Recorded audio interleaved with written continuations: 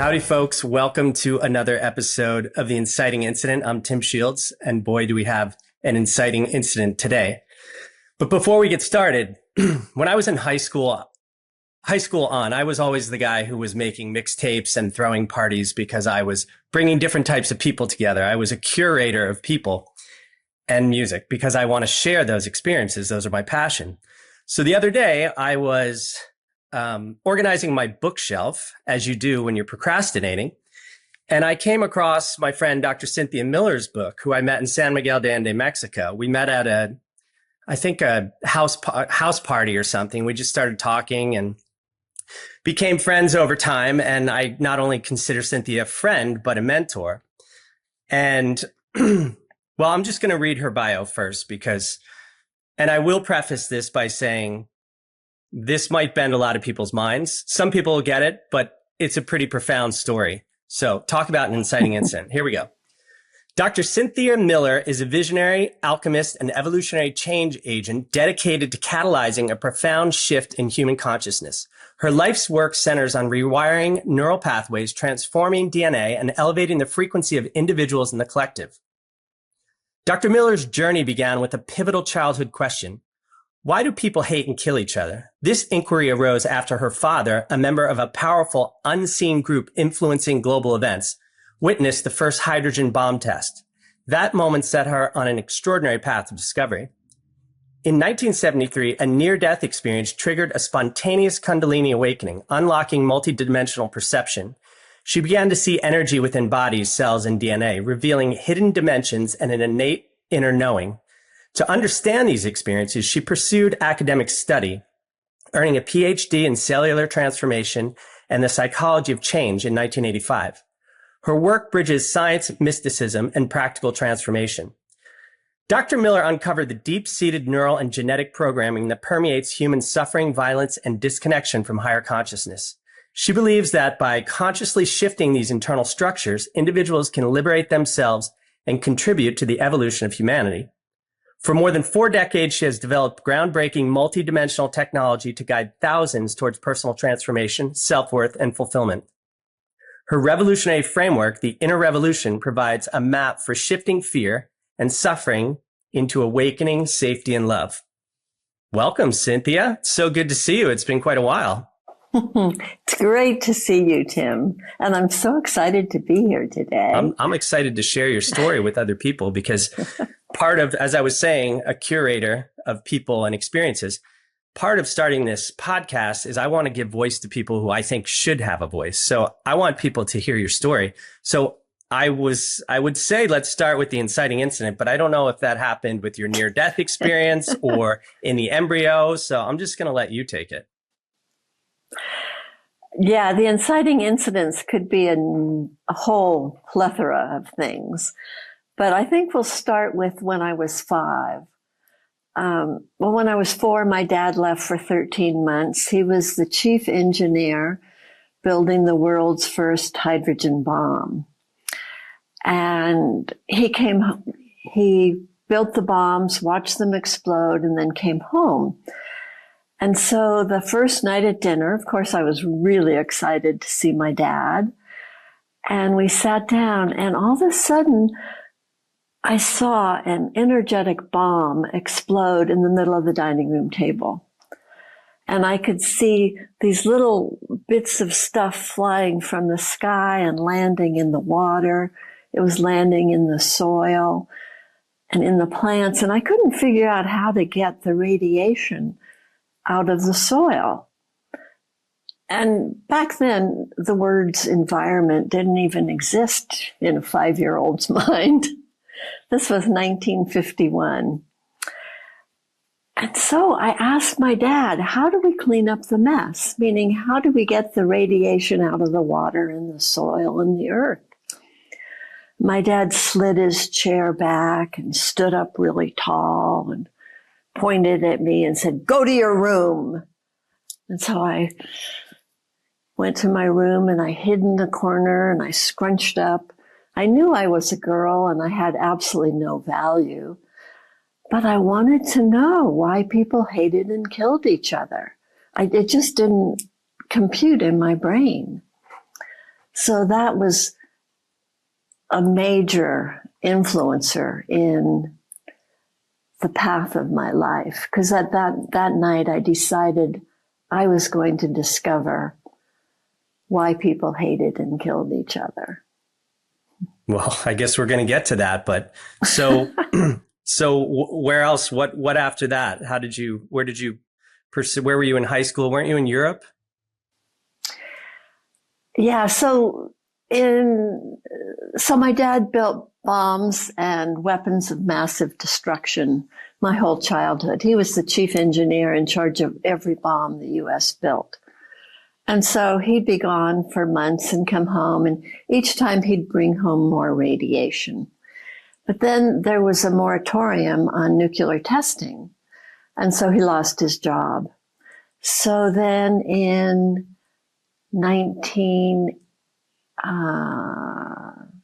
what was it? Anyway, a long time ago, we moved to Iran. And we were there in the middle of the desert of Iran, and my dad was building a sugarcane refinery and a sugarcane plantation for the Shah of Iran. So that was 1959. And then I went to school in Switzerland. And then I went back to the States. And then my parents moved to India. So there was a lot of moving around. What did they move to India for? He was building a copper mine. Okay. And yeah. Did you stay back in the States? Well, I went to India for the summer. Okay. When I was 18, yeah. What was your relationship like with him when you were 18? Was it still kind of the same? It was always the same. I never could speak up. I could never really voice my opinion. It was an era where women were to be seen and not heard. And our values, our opinions didn't really matter. It was a very patriarchal reality that I grew up in. And what about your relationship with your mom? The way she dealt with everything was to drink. So she was by then she was a raging alcoholic. And wow. Whenever I asked a question about anything, her reply was always the same. Just don't think about it. Just don't think about it. Wow. So it was this whole environment of you just ignore kind of what's going on. And when I was 4, I went to kindergarten, and I was informed of how to talk about my dad's work. I was told absolutely to lie about everything he ever did. So it was a very top secret environment that I grew up in. That was / toxic. Very. Yeah. Yeah. And so then where did you go from post-college? What did you do for a living? Oh, then I became a ski bum for a while. I thought I'm just going to have fun for a bit. And then I had my spontaneous Kundalini awakening. I was living in Berkeley at the time. This was the early 70s. So there were all the riots and there was the whole turmoil of the free speech movement and women's lib. And I had no idea all that was going on when I moved there in 1969. It all just kind of exploded after I got there. So it was quite an amazing place to live and be experiencing what was going on in the world. And then I had this spontaneous Kundalini awakening, and I could see inside people's bodies. I remember before you do that, where were you? Like, what do you mean spontaneous? You were just sitting there, or were you in a meditation, or? No, well, a few days before I'd had a near-death experience. I had a acupuncture treatment, and I went in. I was feeling really strange, so I went home, and I kept telling my husband to not take me to the hospital, because back then acupuncture was not well known in the States. And in order to get an acupuncture treatment, you had to be with a medical doctor who was also an acupuncturist. And so I was had been working with this Chinese doctor, and it was my 5th visit. And he started putting needles in, and I started feeling really strange. So he pulled them all out very quickly. And I went home and went into a coma. And then I went down the tunnel of light. And I think I was out most of the night from what my husband said. So 2 days later, I'm sitting on the couch just recovering from the near-death experience. And I look up and I can see inside my husband's body. And I feel this energy. And it's like it started way down in the back of my spine and came all the way up the spine and out the top of my head. And in that moment, it was like my whole brain, it was like it rewired. Wow. I looked out the window and I could see the auras of the trees, and the lights and the colors were colors I'd never seen before. I've seen that, but I was on mushrooms, so that's a different story. But yeah, it was like that. And then I walked outside and I walked down the street and I could see inside a lady's body, and it was horrific. And I thought, well, this will wear off, but it never did. That was over 50 years ago, and it still happens. So does that mean you can see sort of cancers? You can see something wrong with their DNA? What is that? When you say look inside somebody's body, what does that mean? Well, that's changed over the years. At first, I could see in everybody's body, and I didn't like that. I felt like it wasn't my information to know. I didn't want to know what was going on in everybody I saw walking down the street.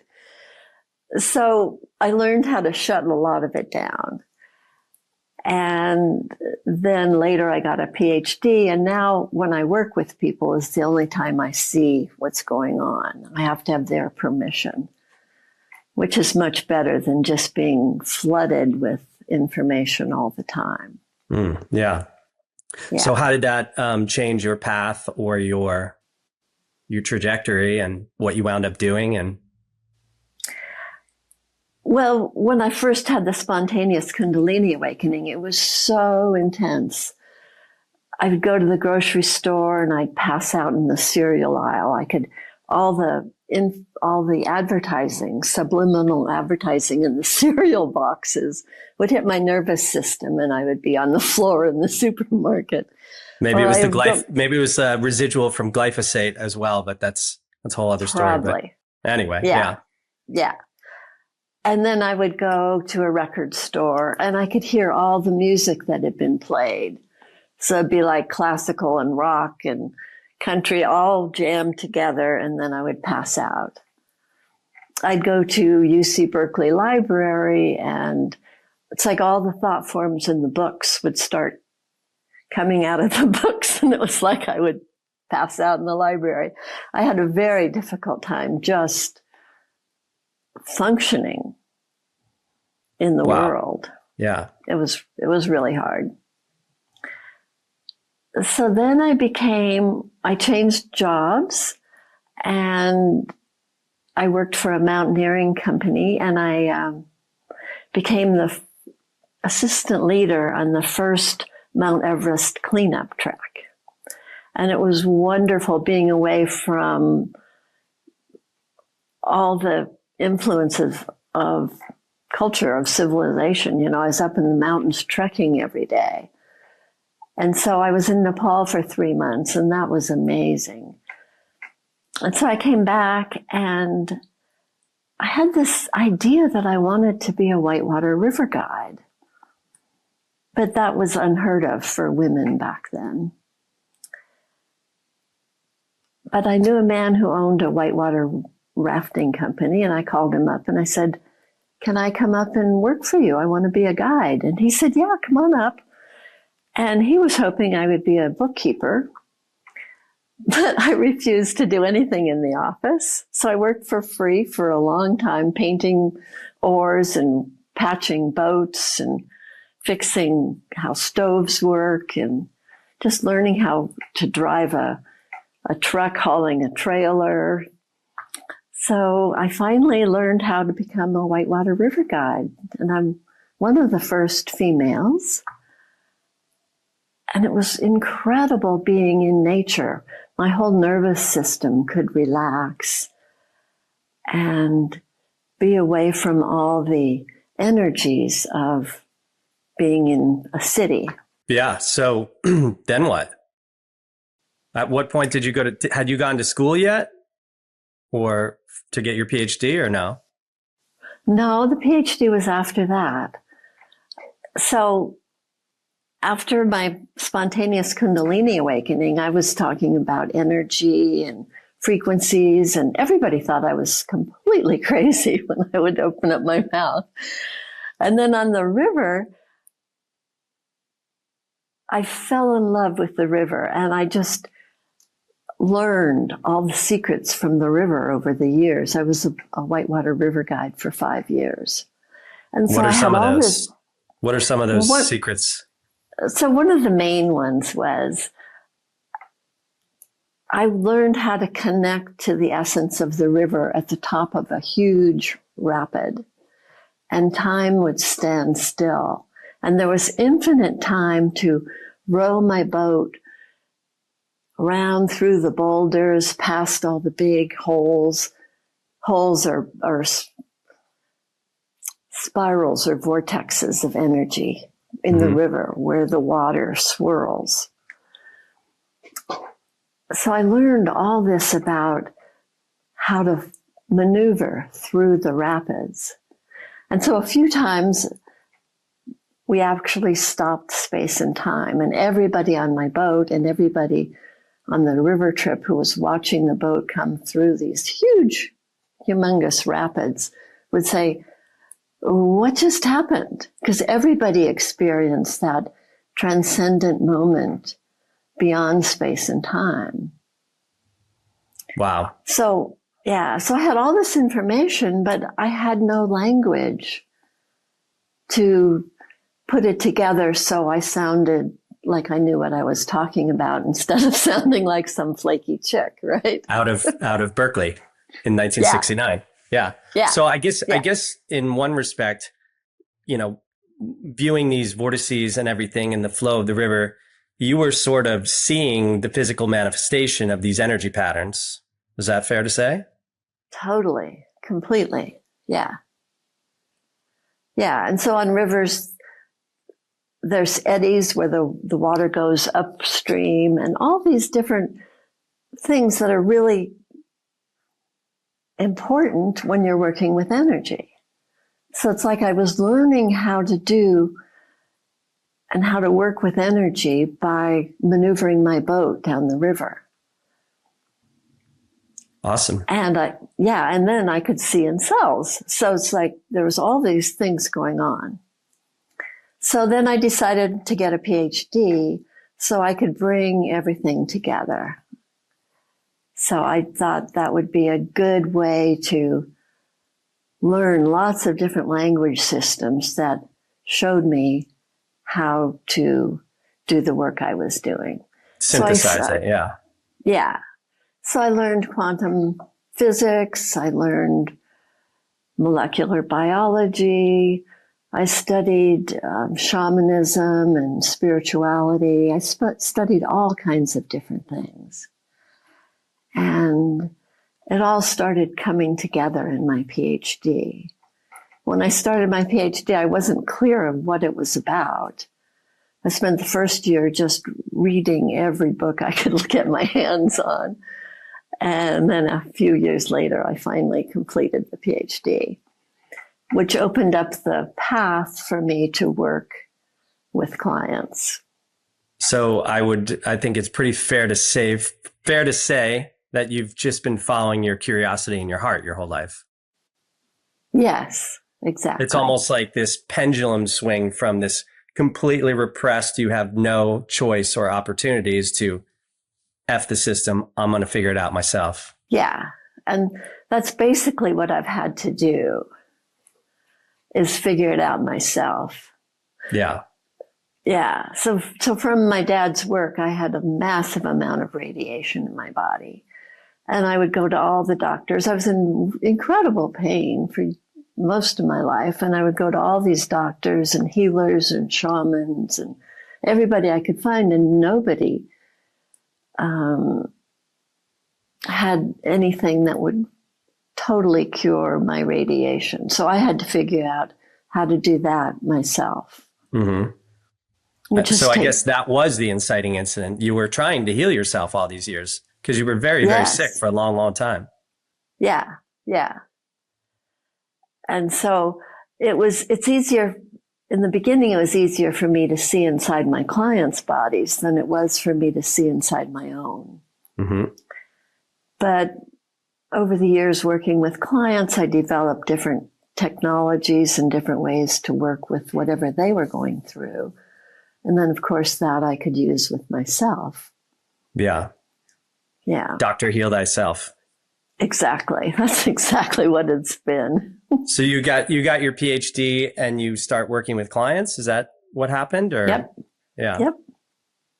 And then, well, if you have somewhere to go, I have a specific question, but if you want to keep going, go for it. Well, I don't remember the specifics because this was a long time ago, but at one point you were ready to take your life and you were homeless, living in a car. Yes. Yes. Can you tell what led up to that, your decision, and then how you got out of that? Yeah. It's a pretty amazing story. I would say there have been some guardian angels energies guiding you your whole life. Yeah. Yeah. My first memories are with angels. I flew with angels my whole childhood. They've always been with me. I know that's what kept me alive through all the radiation. Well, I always say to great souls come great challenges. So I would say that you took on a lot on this life to clear some paths, maybe for others or just this life. I don't know. Who knows how the mystery works, but. Right. Yeah. So I'd had a private practice, and at one point I thought I was going to retire. And so I sold my house. I put the money from my inheritance and my house and all my savings. I invested in the stock market. I thought I had studied well and done all the research. And I went on a little trip. I put all my things in storage, and I was on a trip trying to figure out where I wanted to move to next to kind of what I thought would be retire.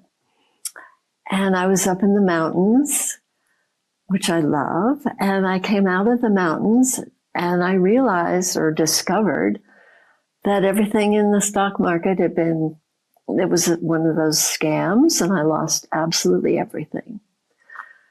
And luckily I had my camping stuff with me.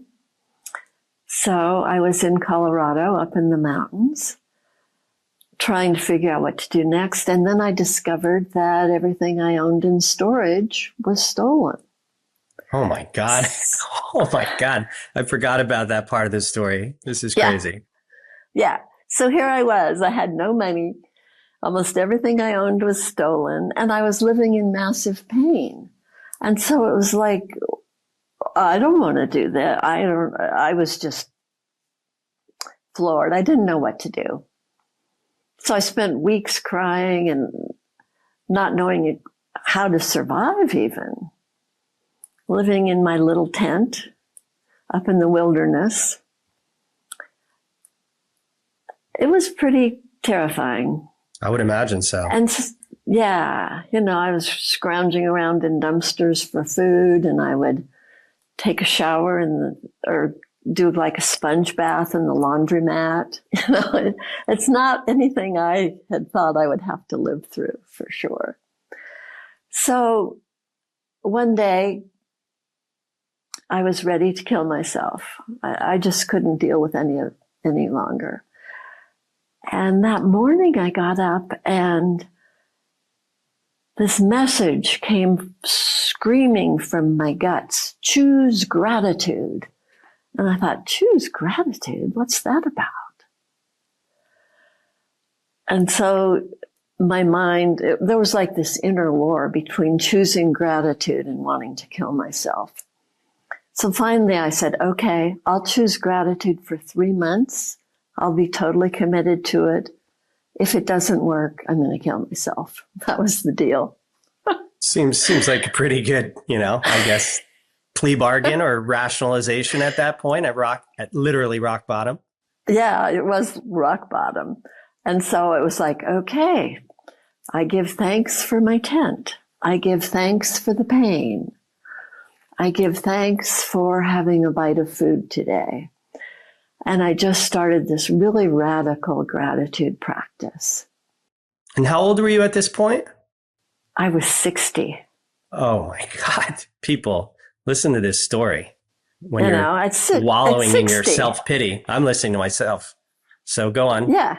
60. I mean, at 60, I thought I was going to retire and have this nice little life. I was set up for it, and that was not the plan.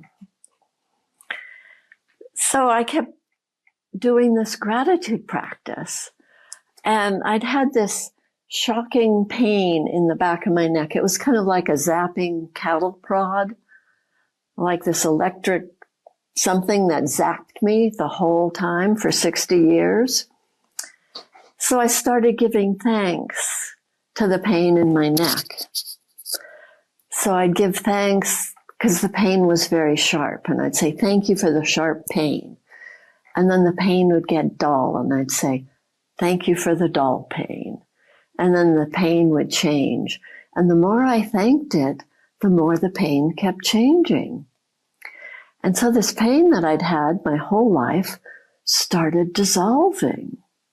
And I thought, this is interesting. So the whole time I'm taking notes, and I can see what's going on.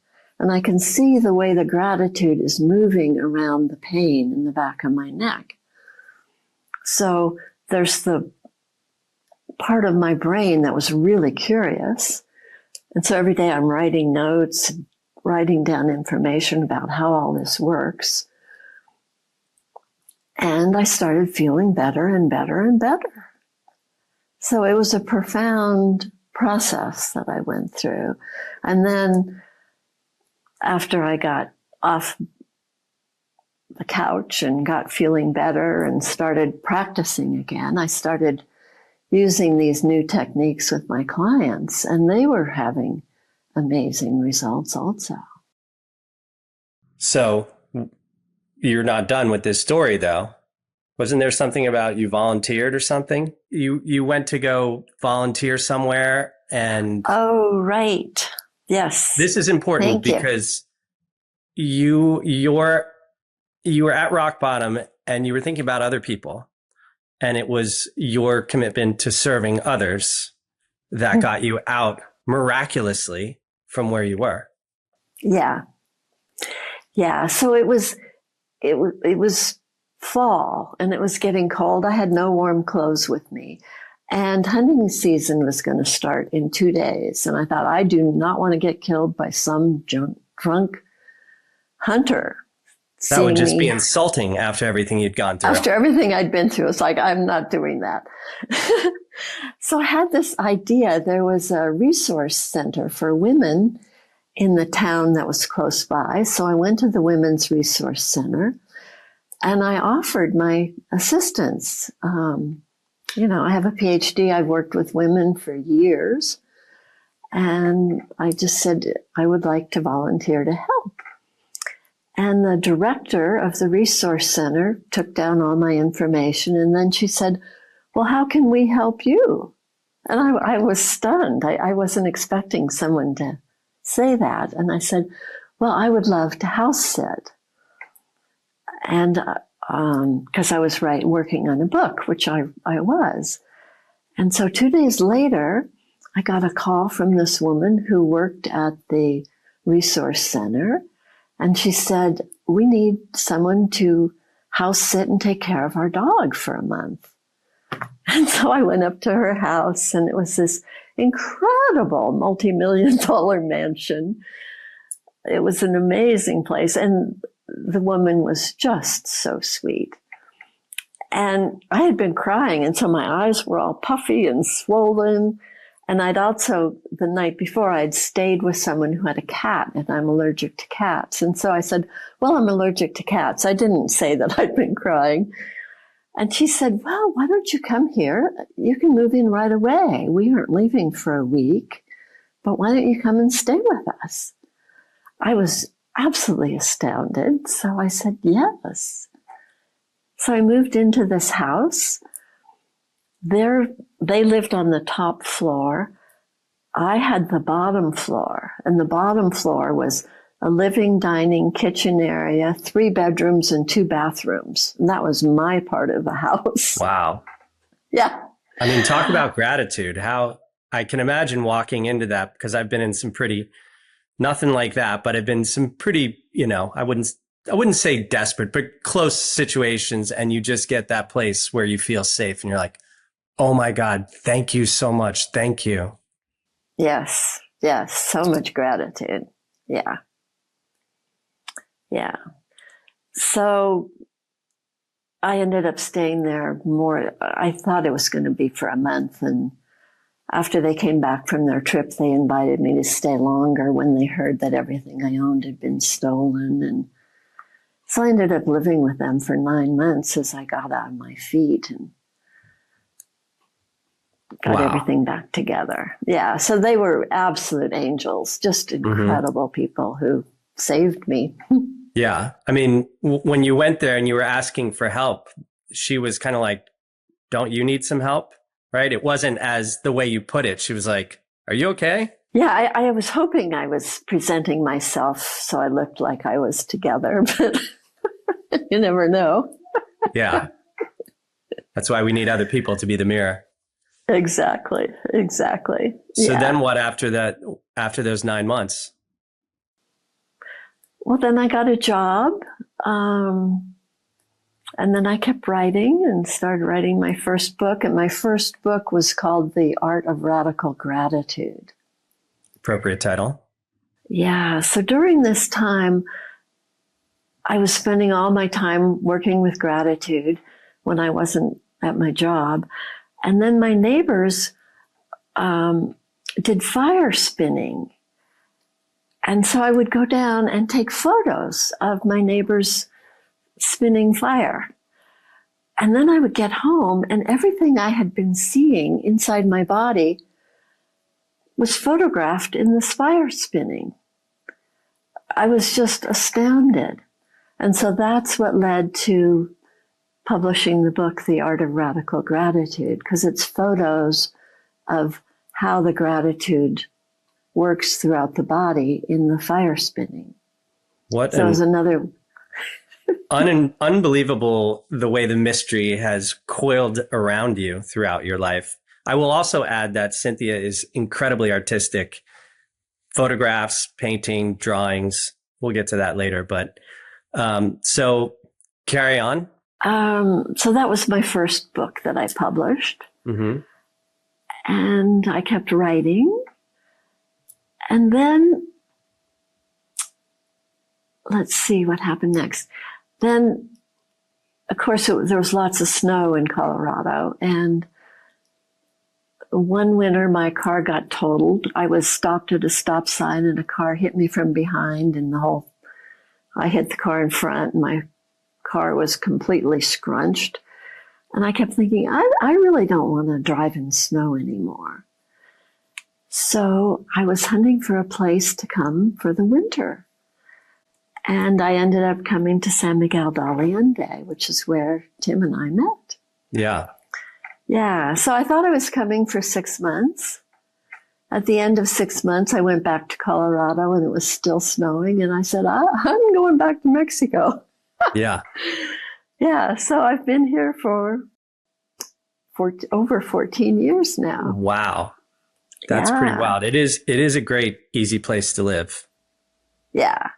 And when I believe when we met, you were working on, I think you're going to change the title, but Unseen Connections from Pain and Violence to Joy. Yes.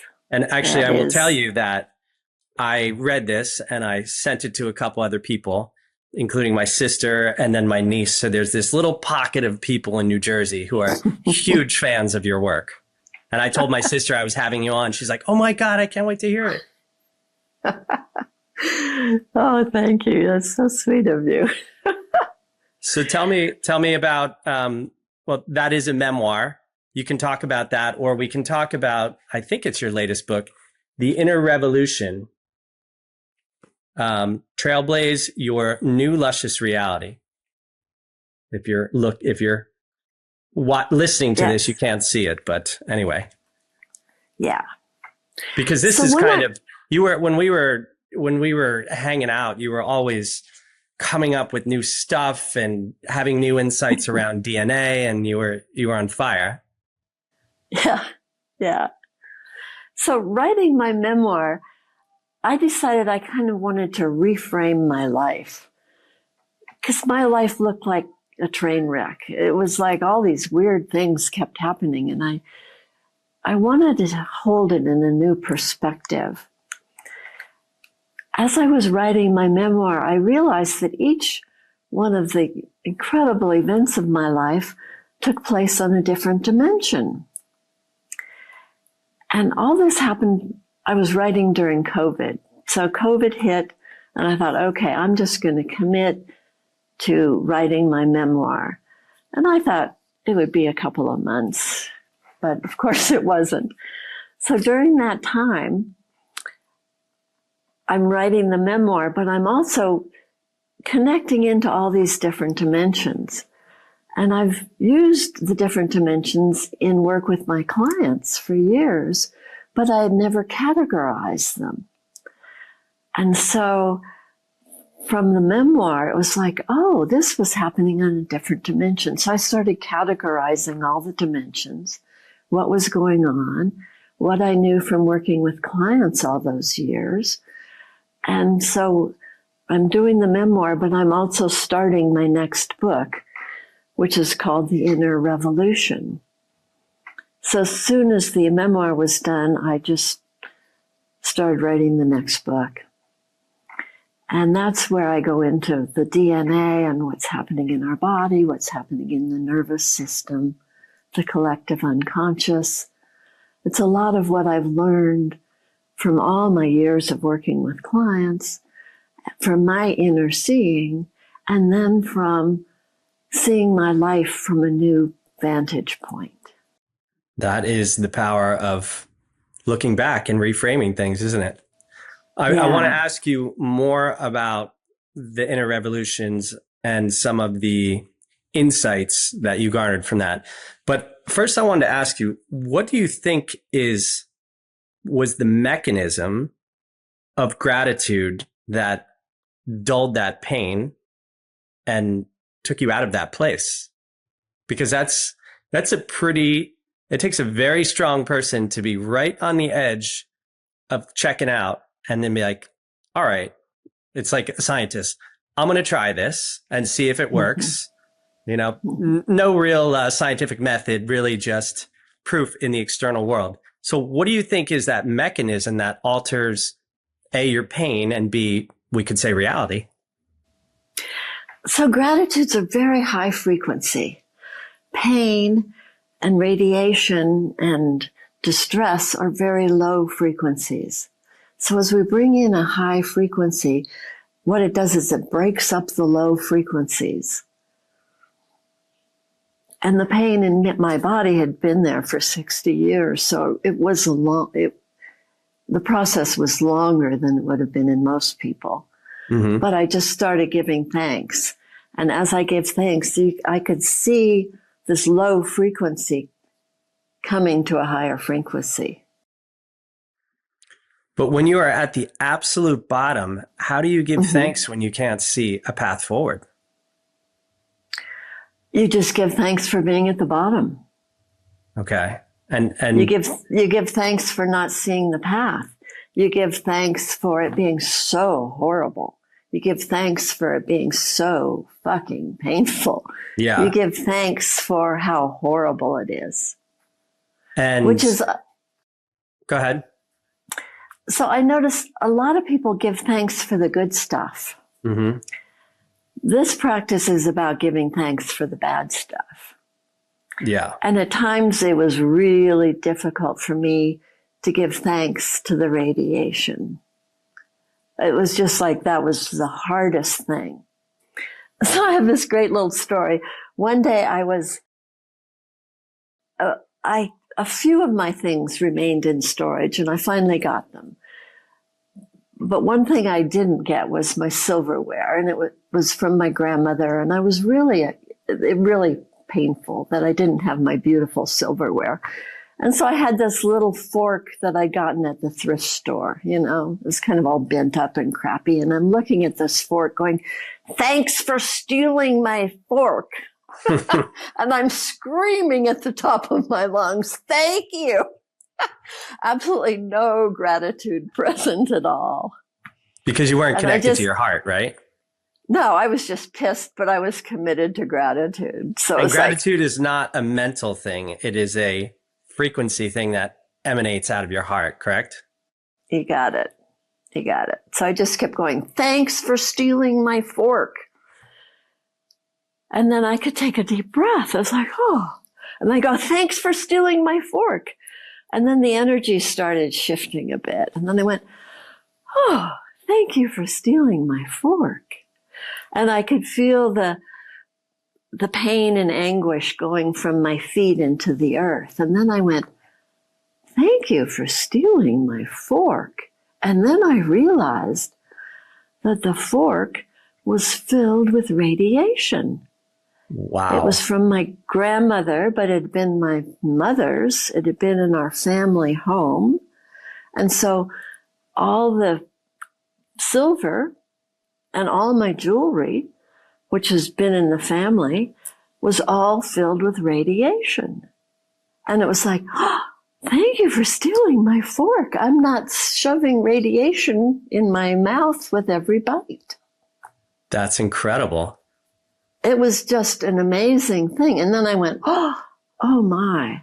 I was thinking of whoever had stolen my silverware going, oh, I just need to send them some love, hoping that they aren't eating with it all the time and getting the radiation in them.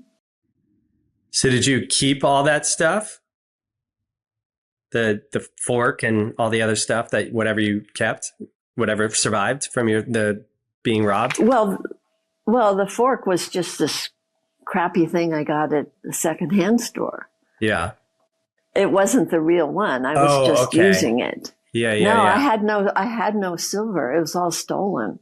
Yeah. And the two things that were hardest for me was my jewelry, because my grandfather and great-grandfathers were all jewelers. And so there was this family lineage, family jewelry, and all that was gone. But all of it was, when I saw it, I went, oh, it was all filled with radiation. Yeah.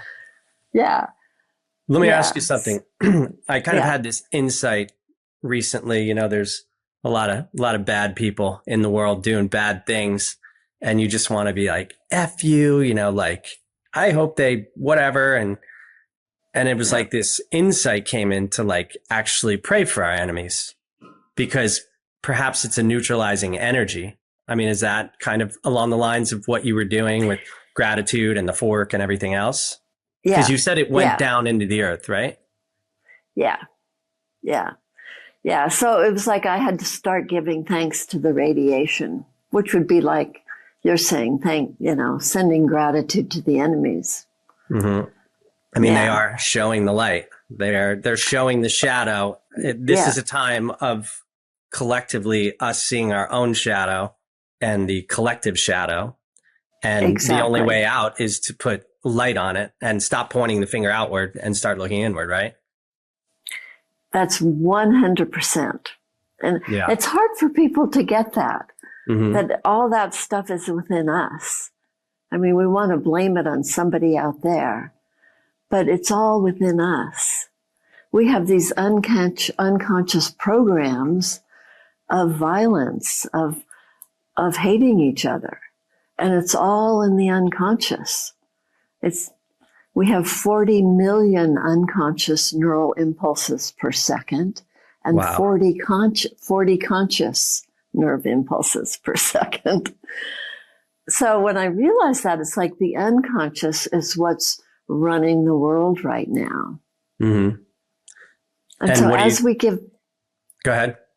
Yeah, so as we send gratitude to the unconscious, it will raise its frequency. It will get higher. It will come into consciousness. Then we can see what it is, see if we want to keep it or not. And as we keep sending gratitude, it keeps shifting. Yeah. I mean, I don't think enough people realize how much power they have in shifting the collective consciousness, because energy is a wave, consciousness is energy. And, the more people that are tuned into that wave, constructive interference, it just grows bigger and bigger. So you don't need the entire world to wake up. You need a small percentage, and then it begins the shift. And if COVID did anything, it woke a hell of a lot of people up to what was going on. Not only the tomfoolery at the highest levels of government, but people had to sit and face themselves for an extended period of time. And so many people had just been running full steam in this unconscious program their entire life. Right. So let's yeah, go ahead. Yeah. I was just going to say that's exactly it. So let's shift into the inner revolution. What at its core is it about? So at its core is that we each have the power to change our DNA, to change our neural programming, to change our unconscious within us, which then will help change the collective unconscious. That we can do all this, and it's all scientifically proven, and it's not that complicated. I mean, it does require work, and it requires commitment. You have to keep doing it. Mm-hmm. But we have amazing power. And the other piece is that we're multidimensional. We're not just limited to the third dimension. Can you talk more about that? Because that's, for some people, probably a little bit of a mind-bending idea. Yeah, it's very mind-bending. The best examples I have. So I've categorized the first 12 dimensions. And on the 9th dimension, it's our cosmic connections. I'm very connected to angels. I have been my whole life. I use angels in my clinical practice. And one of my events that I wrote about in my memoir is one day I was driving between... Keep going. Okay. I was driving between Santa Fe and Taos, New Mexico, and the sun was setting, and it was black ice on the road, and both sides of the road were filled with high stacks of snow. So there was no way I could kind of stop the car, and it was going downhill, and I had bald tires. And at the bottom of the hill was a bridge, and there were two cars that had collided, and so the whole bridge was blocked off. There was no way I could have driven across the bridge. I didn't know what to do, so I called on the angels. So I closed my eyes. I very gently held the steering wheel. I had one foot on the brake, one on the gas, and I just kept calling on the angels. And I felt myself going down the hill. And then a moment later, I was going uphill, and my foot was accelerating on the gas, and I'm going uphill. And I opened up my eyes, and I had flown across the canyon wall to the other side of the canyon. And I'm driving up the canyon, and I look in the rearview mirror, and the people at the bottom on the bridge were, they were just in shock. And I wanted to know what they saw. But if I'd stopped, I would have slid down and crashed with all the other cars. So I had to just keep going. Wow. So, I mean, I always think of angels as, or other interdimensional beings, they're sort of stratas or frequencies of energy. Right. So do you think, as opposed to some, we like honor this deity, but really we're trying to connect into the energy that they represent? Do you think does that fit in your interpretation, or? It does completely. Yeah. And what I say is we have those frequencies within us that, on that dimension, I connect to the angelic realms. I was an angel flying my car across the canyon. Yeah. So, I was going to say, do you think you kind of shifted timelines there, or what? Yeah, that would be a good way of saying it. Shifting timelines or shifting dimensions. I was in a different frequency. Yeah. So, yeah. I remember something I wanted to ask you. So you were saying, we have these frequencies within us and everything. And would that be what we might, obviously, Einstein said God doesn't play dice with the universe, and people call it junk DNA, but it's just probably offline or disconnected. So do you think is that part of your work, like reconnecting these strands of DNA? Oh, definitely. Definitely. Talk about that. Yeah. And in Switzerland, there's something called the Blue Brain Project, and they've mapped out 11 dimensions of our brain. And what I see in people is those 11 dimensions aren't all connected. We have been brainwashed, actually, to think that we can only be third dimensional beings. And as we connect to these neural patterns and this whole new dimensions in our brain, then it's like our consciousness and our awareness of these different realities opens up incredibly. Yeah. So we have this wiring. It's just not fully integrated. I mean, that's a lot of what people like Dr. Joe Dispenza and other neuroscientists talk about is connecting both hemispheres of the brain, because we're not working as a whole brain system. Exactly. Yeah. And connecting the brain, the heart, and the solar plexus and the guts. So a lot of systems only connect the brain and the heart, which is the upper part of the body, which is all the masculine. The lower part of the body is the feminine. So that's our intuition, that's our inner knowing, and all that information is so important to help us learn and discover who we are and what gifts we have. Yeah. I mean, Dr. Joe Dispenza calls them energy centers. In Eastern philosophy, they call them chakras, but they're actually little mini brains of the body. And they're like in the heart alone, I think there's 40,000 plexes of neurons that go into the heart. And, it's about connecting this whole system. And so many people, their systems are disconnected at these different parts of their body, and it results in sickness or anger or fear. I'm sure I've been living in fear for a good portion of my life, but fear and survival, trying to shift out of that. But I mean, I think a huge portion of,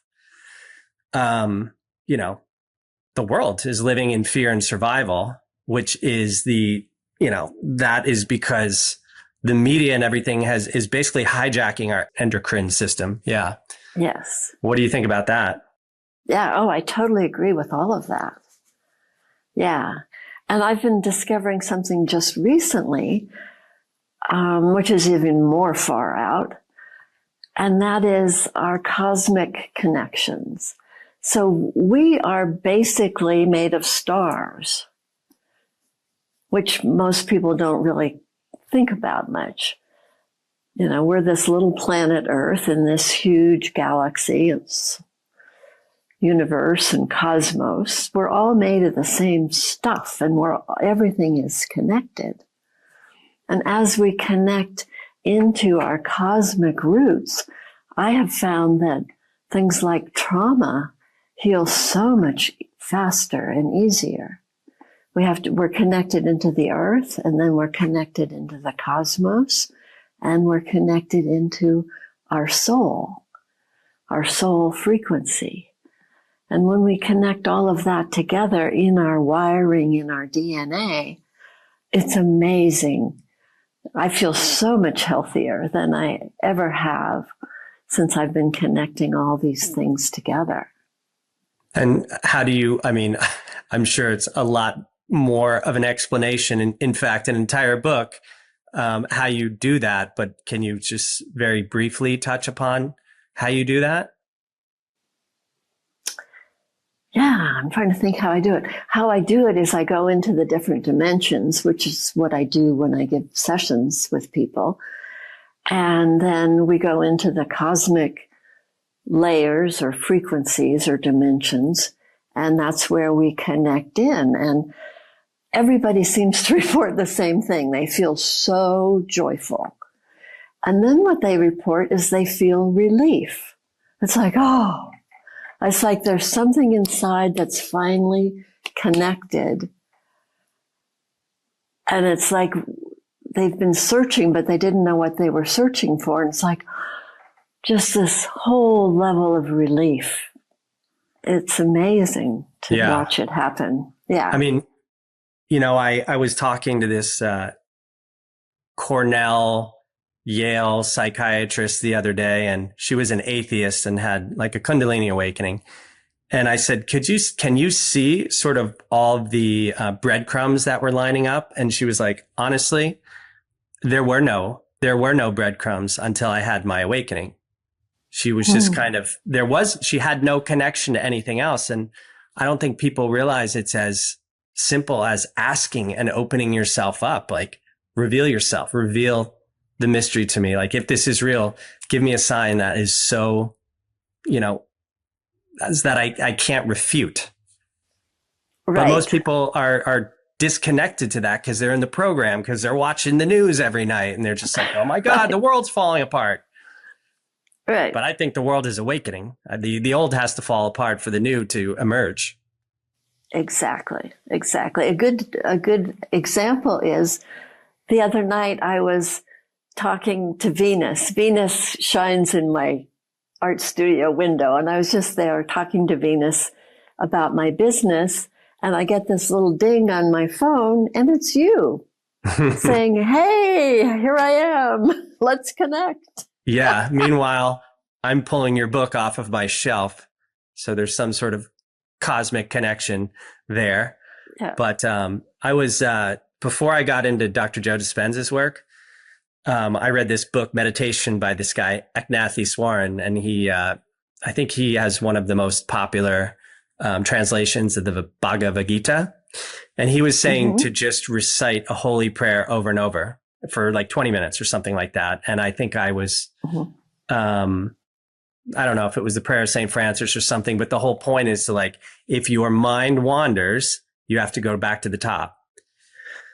So you might not even get through it the whole time, or maybe you'll get through it 5 times or something. But I was doing this meditation, and during it, this line popped into my head.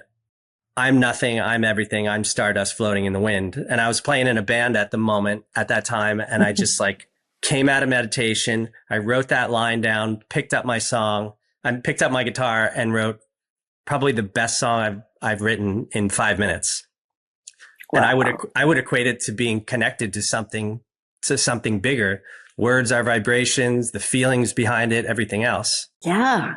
That's what gets so magical. And it's Talk more about that. Yeah, life keeps getting more exciting.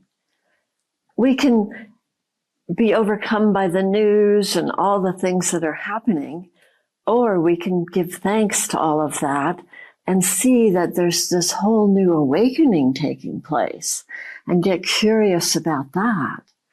So a lot of my work is about we get to rewire our bodies. And from this new expanded state, then together we're creating a whole new reality. Yes. A whole new reality for all of mankind. Yeah. I mean, I think reality really unfolds. We're in this third dimension. It's very dense, but I think it really unfolds on a moment to moment basis according to who you're being. And it's like you can just make that one change in your mind and a whole new reality can open up. It's happened to me so many times where something that I was really working hard on, or I wanted this thing to happen and it didn't happen. When I was younger, it might take me 3 months to bounce back. And then now, once I get sort of back into my body, back into my heart, I literally say out loud and I'm like, all right, show me what's better. And something usually happens in like 24 hours. This Saturday, I was with a friend of mine here and she was like, who are some of your dream guests that you want to have on the show? And I mentioned one person, and then this song came on and I was like, oh, I'd love to talk to this guy. And she's like, he just did an album with my friend. Let me see if I can get a hold of him. And I was like, holy shit, this stuff is happening so fast right now. Yes. And that's the alignment of the mind, body, and spirit in right action, right thinking, right language, and right feeling. Yeah, exactly. Yeah, and I think as more people are doing their inner work, and then we come together, we're going to create this incredible new reality. Yeah. We are the vanguards of this new reality. Yeah. And it's not just you and me or thought leaders or scientists. It's everybody collectively. And that requires us to go inside and do the deep work and realize the external is an illusion. The external is a mirror to who you are being. So if you're always looking at fear, which I did most of my life, fear and lack and all that stuff, that's what's going to constantly be showing up. And I think you probably had the same experience when you were looking back and you're like, oh my God, my life's a mess. And then you put it in this new construct. You had this new awakening and you're like, holy shit, my life's beautiful. Right. Yeah. Yeah. Because nothing made sense. I had all these weird, different, disconnected events. But then when the inner revolution is basically a map of how to put your life together in a new way and see things from a new perspective. So rather than looking at everything from fear and lack, of seeing things from a level of curiosity and following, oh, this is where my life has been leading. It started when I was a little kid wanting to know why people hated and killed each other. And now it's like, oh, it's in the DNA, it's in our neural programming, gets passed down in our lineage. But all those things can be changed. So we can create something radically different. Yeah. I mean, I think obviously we're not the same generation, but we are living in the same time. And I think it is up to each of us in this time to break that chain, that continuation of generational trauma. And I have it from, my mom was an only child of an alcoholic, and my dad was third day in Normandy, World War II, Purple Heart Bronze Star veteran. I found out at his funeral, the only guy to survive this attack on his squad. And it's like, I think I'm going to put it in my new book because I have to rewrite it before it goes out. But, it's like DNA strands, there's two DNA strands that come in. And it's like, my mom is like this, loneliness. My dad's this survivor's guilt. And that's kind of a spiraling staircase of what I came into this life with. And my job is to kind of deconstruct and reconstruct that staircase back to my higher self. And that is where liberation occurs. That is where freedom occurs. That is where your limitlessness occurs. Exactly. Precisely. You said it all. Yeah. So that's the work I do. Yeah. What do you think is the takeaway for people from this wonderful book, The Inner Revolution? That is to allow ourselves to expand into who we really are. There's so many parts of us that have been cut off by culture, by society, by our parents, by how we're supposed to be. And we're incredibly amazing beings when we allow ourselves to really step into who we are.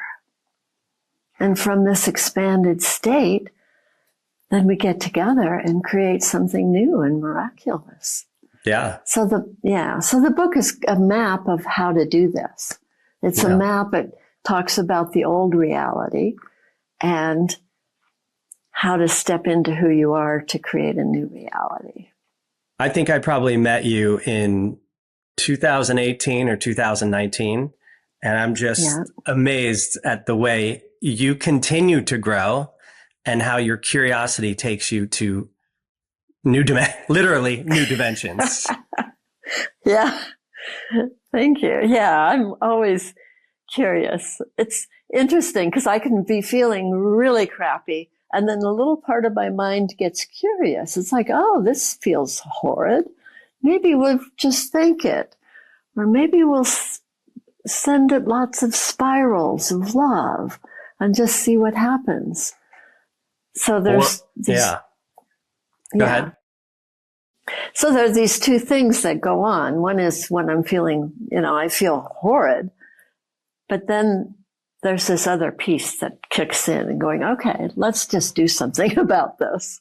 Yeah. And also you become the observer as opposed to the experiencer. You step outside of it and you're like, okay, I'm the observer. What's happening here? Where is this coming from? Why do I feel this way? And then I would imagine a lot of times you bless it with gratitude and disentangle it. Yeah. And then I look to see where it is, what dimension it's on. It's like you have to work in the right dimension for the healing to occur. Mm-hmm. So I always say it's like looking for your car keys in the living room when your car keys are in the kitchen. Yeah. It's like it doesn't work. You have to be in the right dimension to heal whatever's going on. So when you get in the right dimension, and then you start bringing in gratitude and some other technologies, then things can shift relatively quickly. Yeah. And I will also add that you did a self-help adult coloring book called I Am Worthy, Ignite Your Feminine Power. And folks, here it is. If you can't see it at home. It's very good. And actually I started, you gave it, you were like, do you want a copy? I'm like, yeah, I want a copy. And I wound up getting markers and I just wound up coloring. And I realized I loved coloring because it gave me an opportunity to turn off my brain and I could just lose myself in these things. And then I started drawing. And then at the turn of the new year, I ordered a painting kit. So I have to thank you for being an inspiration. You, like I said, you're not only a friend, but a mentor. And I'm so grateful that we connected when we did. Oh, thank you. Yeah, it was it's wonderful connecting with you. And I'm so happy that your art is expanding. It's wonderful. Yeah. I mean, I look for ways to turn off my brain because when you shut off the thinking brain, that's when all the new information comes through. Exactly. The thinking brain is great for execution, but not necessarily for creativity. You have to be that open channel, which I think you've done a masterful job of becoming that open channel over your life, over your extraordinary life. Folks, how about this story, huh? I have a feeling we'll probably have more conversations in the future on this platform, but where can people find you? So my website's a good place to start, drcynthiamiller.com. That's DR, right? DR. drcynthiamiller.com. Right. And then I have the books and I do private sessions with people. I'm going to be starting some group sessions. And if you're really committed to change, I have a mentoring program. It's a 6-month program where we go in deep and You have your intention of whatever it is we're working on. And so in the 6 months, it's a life-changing program. And the portal is your website. You can sign up for your newsletter, find your books, all that stuff. Also on Amazon, Dr. Cynthia Miller. The Inner Revolution, Unseen Connections from Pain and Violence to Joy, Radical Gratitude, and the I Am Worthy, Ignite Your Feminine Power coloring book. Look at me, folks. Yes. Is my feminine power not ignited? So anyway. You're great. You're great. Anyway, Cynthia, thank you so much for this time. It was so great to reconnect. I'm so glad I was procrastinating and reorganizing my bookshelf. See, I don't think we really procrastinate. No. If we follow the breadcrumbs, it's like, oh, that's why I'm doing this. Yeah. And also, like, I feel like cleaning or reorganizing or something like that is shifting the energy around you. And it's also, I just put on music and move into that kind of trance state. And again, that's where the information comes in. And the information came through to reach out to you. So grateful you're in my life. Thank you for sharing your extraordinary story with people. I think it's going to inspire a lot of people. And if you're wallowing in the depths of self-pity, think of Cynthia in her car and what she transformed her life into. Thank you so much, Cynthia. It was awesome. Oh, it was such a pleasure to talk with you. Yeah. If you guys, Thank you. If you guys like this, subscribe on Spotify or Apple or YouTube, wherever, like, comment, all that jazz, It actually really helps. Give it a rating, etc. So I look forward to sharing more extraordinary stories of human transformation and potential with you, such as my good friend, Dr. Cynthia Miller. Thank you so much. Thank you. It was wonderful. I really loved this and so great to be with you. Until next time.